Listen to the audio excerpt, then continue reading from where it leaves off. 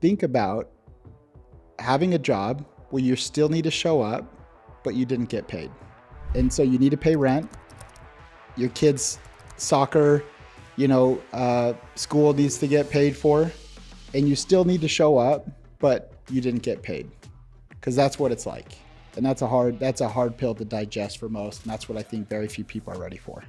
Not a lot of people go into business knowing that you're the last person to be paid as an owner. And so a draw, very simply, is everyone that works for you has been paid, all your bills have been paid, and after everything's paid and everyone's good and going home with their paychecks, that's when, if there's any amount left over in the bank account, you get to have it.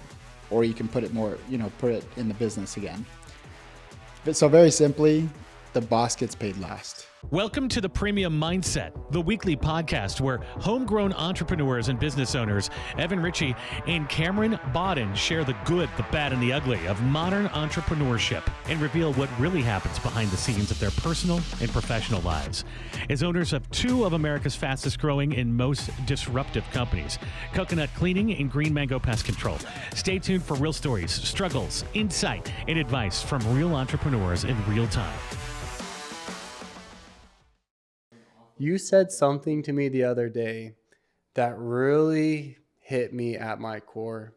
I was like, bro, I'm sorry. I just don't operate well when I'm stressed out financially. And you're like, how do you think every single employee feels when they come to work? Everybody is feeling the stress and pain that you're feeling right now. But you're saying show up and operate at 100%. And you're telling me, hey, I can't operate at 100% right now because I'm stressed out. I don't think you meant to kick me between the legs, but you did. It's messed up. I didn't intend to kick you between the legs, but I knew in that moment I needed to give perspective. And the reason I wanted to do it is that there isn't anyone, in my opinion, that I know in my life that has invested more in the ability to have coping mechanisms for times like this. Are you trying to kick me again, man? No. Well, this is like the context of like why I said what I said is like, you're Mr. like my life's, what'd you used to say last year? My life's. What'd you say 6 months ago? No, you'd always say every day, you'd say, I have the perfect life. Yeah. I have the perfect life. I have the perfect life. And you would even say that in difficult times and like, hey, this sucks. You're pouring money out of your pocket into one of these businesses. And I think one of these businesses. Into one of them. But a pivotal moment for me with you was the other day when you, of all people, were telling me, like, Evan, I need you to know, like, I'm aware that I'm grumpy when I'm stressed financially. I'm aware I'm not the funnest to be around. And I'm okay with people feeling that because I can't be happy or I can't show up optimistically when I have these stresses. And I think it hit me hard because I know you know better in terms of that mentality. But it's like, man, how do you expect us to go get in front of 10 people where 7 out of the 10 show up for you day in and day out? And I know that they're stressed financially. We had a manager quit recently who was using his wife's car to commute to work. Mm-hmm. And he makes 6 figures. And it's not about like everyone's problems are yours. That's not what I was trying to get at. But that same manager, if they started to slack off or deviate, or maybe their attitude wasn't there and they were allowing some of that external pressure they were feeling at home come in and affect how they did their job, like we'd be the first to say it's not okay. It's not okay. Yeah. And the reason I felt like I could say that is like, you've never done that in terms of like the stress. You've never gone in and projected onto other people. And so when I have this person in front of me that has taught me so much, tell me like, I'm aware of the problem and guess what? Like, I can't fix this until my problem's fixed. So I need everyone to like fix this because everyone solving the problem is for the company. Yeah. So I knew in that moment, again, still that it wasn't about like, hey, everyone needs to like fix my problem, but it's like your problem fixed solves about 250 people's problem. Yeah. And so I think all it did was highlight to me that there are a few ways we can choose to live. And the reason why I think even in that moment I said, because you were also saying some harsh things to me. And you have said harsh things to me. And I know there's one where we're just playing around, but there's other times where I'm like, you're trying to teach me something, or you're kind of helping me remember. But I feel like what this week has highlighted for me is that as an owner, your goals and the way you play the game needs to be big enough so that other people's problems can, for the most part, be resolved within your goals. I think that's where, I lost it the past probably 6 weeks, is that when I don't have a beacon of hope, like I'm miserable. So not only if like I'm strapped financially, but then I don't have a way out, like that's just too much for me to bear. And what I would find, like, okay, why are we having these cash flow issues? Why are we having, cash flow issues? And then I go look in every department and they're not following procedures that would allow me more money, which allows them more money for bonuses hit and all the things. I'm just like, dude, what do I do here? Like, It's so frustrating. And that's how I bet a lot of people feel if they don't have a incentive plan or a way to make commissions. Right. If you're just an hourly person and you're stuck at that hourly wage, no matter if you perform your job 100% better, you're still making $18 an hour. That's got to feel like that's how I felt. Like, okay, I'm doing this. No matter what I do, all the systems, policies, procedures I put into place, I'm still going to deal with them not following it. Like, it crushed me. Yeah. And that's how I would imagine a lot of people feel. And that's where I kept, I don't think a lot about what you say, but that I did think a lot about. I love you, man. But I'm like, dude, we need to go through every position in the company and find a way for them to make more money if the performance is there. Yeah. Because if the performance, let's take CSRs for example. Let's say on average, I don't know what the indicator is, but the bandwidth is 45 calls a day. They can take 45 inbound calls a day. Yeah. Well, if we say, hey, if you can cut your call time in half, still hit these metrics for quality, all those things, but you're now taking 90 calls a day, you can get paid, another $1,500. The company is now getting rid of a full CSR because they've now shown us what can be done if you want to work hard, and we're both winning. And that's awesome, but they just probably feel stuck right now if you don't have a commission in place. Yeah. And again, I for you, I'd want to be clear that if anyone here is like you financially strapped, it's because a year and a half ago, and you could correct me on the time frame, but you were in a position where you could live a beautiful, amazing life. And essentially not coast, that's not the best word, but if you 18 months ago where your business was at just decided to say, hey, every day I'm going to show up, I'm going to fix a fire or two, but I'm good with this. I'm good with the level of growth. I'm good with the amount of spend. You could have an amazing life, but you rolled the dice, took on, Dusty's equity, and said, I believe in what we can do. And I think what we can do is go higher, be better, be more premium, and take care of more people. And what that has done is you rolling the dice is putting a lot of the money that you could be making now, you're re-putting it back into the business. And so the money you put the business you put the money into, you're now being a little more hyper vigilant on, okay, you're not paying attention to the lottery, but when you buy a ticket to the lottery, you're paying attention. Mm-hmm. So your lottery is Green Mango. And unlike the lottery, you can actually make a change day in and day out of increasing your probability of winning. Right. But what's great about a business like this is that the higher, the greater risk that you take on, it's a lot more stress for you, but ultimately more jobs are created.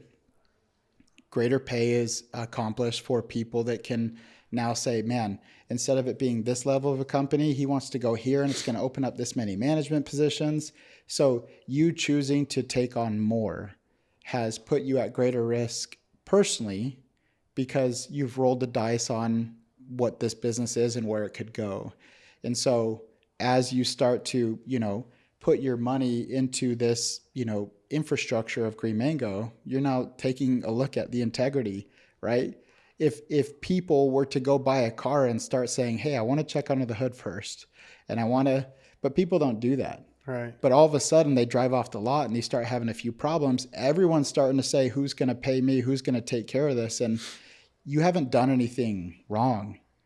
But I think it's just contextually helping people understand that, like, hey, look, if you notice I've been a bit stressed, and I love that you came out and said, hey, I'm sorry if you feel like I haven't handled a certain situation correct or in the best way, in the kindest way. I just want to share a little bit why I'm stressed. But here's what I've learned in this process. You guys aren't performing your jobs in certain ways because you have your own stresses too. Mm-hmm. And some of you work in a couple jobs. And so let's figure out how we can win together. And I think that's what's been great about this scenario is that you're figuratively back in the trenches with the amount of risk that you've taken on doubling down on the business. And the principle is the same, that if you're not getting a paycheck and someone else is not getting the kind of paycheck they want, the feeling's the same, regardless of what paycheck comes in when you do get paid. And so for you, what versus the last 6 weeks, like what's going to be your approach now for the next 6 weeks and moving forward on how you interact with people that you kind of look at them a little differently, knowing that, hey, this guy dropped the ball here. I'm going to first seek understanding, or I'm going to see like what's going on. Like, how are you going to approach the next 6 weeks differently versus the last? I need to know. I need to know. So, and I want to be clear too, when a lot of people who follow you on social media and on this podcast, and they take a look at business Millions owners. of people on this podcast, all, my mom and dad and siblings. But I think there could be a little dissonance in their mind when they say, wait, you're struggling financially. Like, I thought you're my beacon of, I'm trying to get to where you're at. Please don't tell me you're struggling. But I want to be clear. 18 months ago, you had the opportunity to make a 8-figure exit, and you wanted to take the business from, instead of being $16-17 million in revenue, you said, you know what? I understand the 8-figure sounds nice, but I want to roll the dice on my people, this business, this brand, and I want to take it to $50 million. And little did you know what was going to come of, biting that off. But here we are now. And so contextually, when you're talking about struggles, it's because you've decided to take this thing to newer levels and newer heights. I think that's what was so difficult about that manager meeting 2 days ago, is that I don't want it to feel like a pity party, because when I do take a draw, it's the last money out. It's like, hey, for sure the money's there. This is how much Everyone's is left. been paid. Everything's been paid.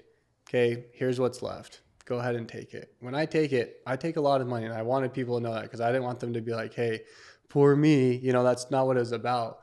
But when I tell them, hey guys, last year alone, between funding, coconut and agave, between funding and finishing North Carolina, I was over $1.1 million lost last year. Yep. And it's like, I don't care how much, well, maybe if you're making $10 million, that doesn't hurt, but like that hurt me. That hurted me. I was going to laugh, but I held it. That hurted. That hurt me bad.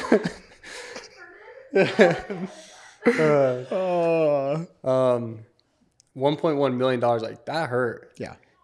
And payroll that comes out every single month is between $800 to $1 million.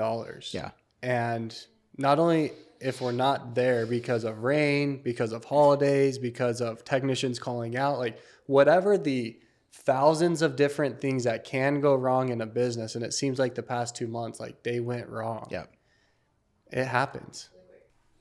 And let's pause for a second, because not a lot of people go into business knowing that you're the last person to be paid as an owner. And so a draw, very simply, is everyone that works for you has been paid, all your bills have been paid, and after everything is left, after everything's paid and everyone's good and going home with their paychecks, that's when, if there's any amount left over in the bank account, you get to have it. Or you can put it more, put it in the business again. However, but once you hit a certain point, oh yeah, on the first of the month, there's, $500,000 that hits the account in expenses and COGS. Yes. So you got to make sure that money's there for cash flow. Yes. And so I just want people to take that in and think about that for a second. Regardless of the amount of income, there's a high probability that after making that money for a long period of time, your cost of living has gone up a little bit, but more equivalent to your income, right? Mm-hmm. So think about having a job where you still need to show up, but you didn't get paid. And so you need to pay rent, your kids' soccer, school needs to get paid for, and you still need to show up, but you didn't get paid, because that's what it's like. And that's a hard pill to digest for most. And that's what I think very few people are ready for. So very simply, I'm just kidding. So very simply, the boss gets paid last in business. I think what gets me through times like this and like the late nights when we're whiteboarding till 2 a.m. and, the 4-hour manager meetings that aren't normal, and like just, hey guys, like lay it on me, give it to me. Like, I'm ready for you. Like you got your football helmet on and you got your, you got your cleats. It's like we're solving problems and we're getting better as a company. And that's what I have to remember. Like in January, 32% profit margins. That's unheard of in service companies. But what was the 39%? What was that? The EBITDA number. And so when you do $2 million, that's $600,000. But when you owe money to different things, and that's how it gets scooped up. But it's exciting for me. And that's what gets me coming back to work every single day, is that if we can make systems and policies around these things and then hold the line, like we're going to become an amazing company. We're already an amazing company. And that's where I need to keep reminding myself, I get it. But when that moment that I said, hey, no to the 8 figures, yes to the 50 million, it's like my mind's on that. And my mind is here to fix problems. My mind isn't to celebrate the victories, even though I need to be better at that. But my mind is to like figure out, okay, what's wrong now? What's going to stop us? Because if we can hold the line, get the right people in place, and then we go out and do M&A, we go out and put on more accounts and invest more money into the marketplace, I know they're going to get taken care of. That's what is my little beacon of hope right now. I feel like I feel the same. However, I take some of the same problems, the fat thumbs of, I forgot to include this batch of customers that need to be serviced. Hey, Evan, just so you know, that cost us $200,000. I'm like, dang, that's crazy. I didn't even count that in the 1.1. Right. So we're at 1.3. One employee, one oversight cost $200,000 that could not be remediated. Okay. So that's at $18, $19, $20 million. What keeps me up at night right now, and it's not like, I'm afraid. It's just like, what do we need to do now to make sure that same one oversight at a $45 million company could cost $2 million? Mm-hmm. And so the greater the risk, the greater the reward. And I think that's what I'm experiencing. Is like, hey, I've doubled down on growth. I've doubled down on people. I've doubled down in trucks, everything. We just hired a new mechanic, like technicians, field managers. It's like we're going for that growth. Right.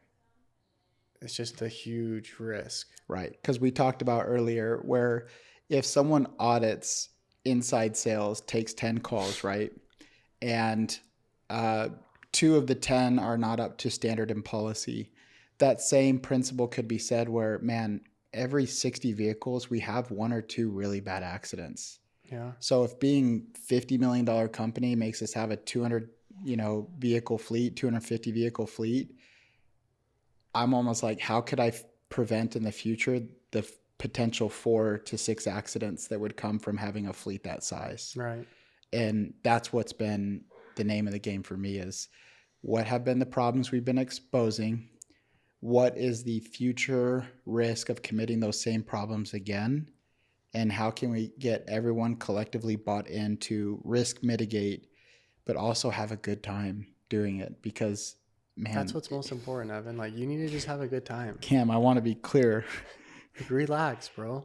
You were, rightfully stressed under, $24-25 million. I can't imagine what your stresses will be at 50. I'm just gonna wear one of those boxing helmets to work.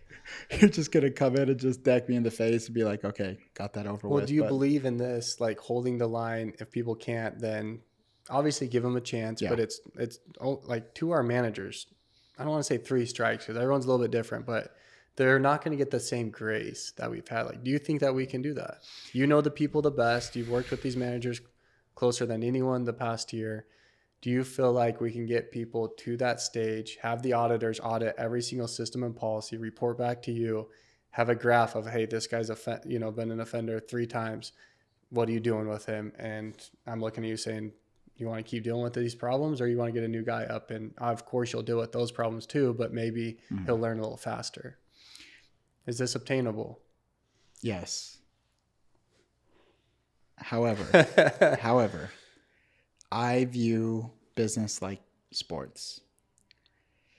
Even though you don't love sports? No, I really don't. It's just a waste of time. So why do you view it like sports? Because... Like crochet. Badminton. Thank you. There you go. Underwater basket weaving. That's what we're talking about here. Okay. Here's where my thoughts go to answer that question. You already said yes, so I'm good. We can cut it.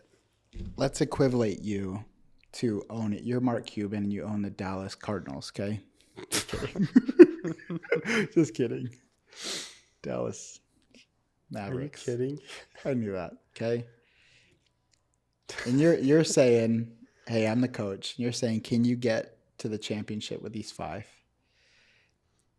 There's a big part of me where I'm just like, man, I just want to make sure that the pressure we're about to put on these people makes it worth it for them too. Yeah. Because I'm not under some illusion that a stranger out there will be better. I know that's highly possible, but there's nothing greater than the thought of looking at these 5 to 10 people that we have right now and saying, look, we're about to go through fire and brimstone to get this. It really is. You're Satan, and it's going to be fire and brimstone. I just don't agree, man. I just don't know how, if you have 10 systems and policies for your one department, how you don't hold the line for that. It's not 10. It's 30. Okay, you have 30. I don't care. 50. Give me 50. 70. Here's my point, is that I believe in the people we have. I love that. I think they can be the people that get us there. But it's like, let's say someone hits like, hey, I make $100,000 and I really feel like 150, 160 is my worth, right? And you're like, man, 150, 160, this is the caliber of person that I would hire for that. My thought process is, and it really is a struggle because I don't have the answers. And I talk to you a lot about this, is like, if you would go headhunt a person and be willing to pay $200,000 for that position, but the $100,000 person has either shown you that they are worth 100 or even worth 90. There is a part of me that struggles with is there something about my leadership that can help them see that they could be that $200,000 and get there? But But at these what are, sacrifice to the company and the time? it's a struggle. I don't have the answers. I know you can get people there, I will. but if you can go hire someone, and I love all of our managers. Like, I want to be very clear. I love them. I think they need to hold the line better. And I can hold and that was their message back to me. Hey, put out what line do you want us to hold?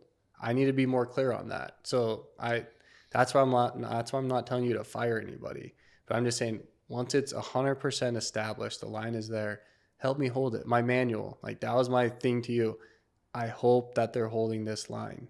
Like, make sure they understand it, make sure they understand the non-negotiables, how we want the training. I think that'll be a blessing to them if they hold it. We gave everyone a chance to say, hey, we agree with these things or we don't agree with them. So now that they've agreed with them, it's like, hey, let's hold the line. And I put on the first paragraph, I'm sure this will be an evolving, changing manual. Like, I hope to change it every single year and update it to make it even better with their input. That's what I hope. But until then, it's like, here's what we do. But my thing is that if someone's already learned that lesson and already gone through the 5 years, 6 years, 2 years, however long it takes to like understand how to be a great manager or how to hold the line, just at what point do you say, okay, man, like, I've given you so many chances. I got to go find the next guy for 50 grand more. And I agree. I guess what I'm trying to say is I don't know the right formula, because you also indirectly create a culture where people know what other people get paid. Mm-hmm. And then all of a sudden you hire a stranger for the amount that person who's worked here for 5 years asked for. Yeah, because of their track record. Right? Where my mind goes is that if I'm going to give a stranger 150 right out the gate, when the previous position was 100, you're saying, and hold them to the standards of 150, I would rather say, okay, 100 person that has been here for 5 years, here's 150.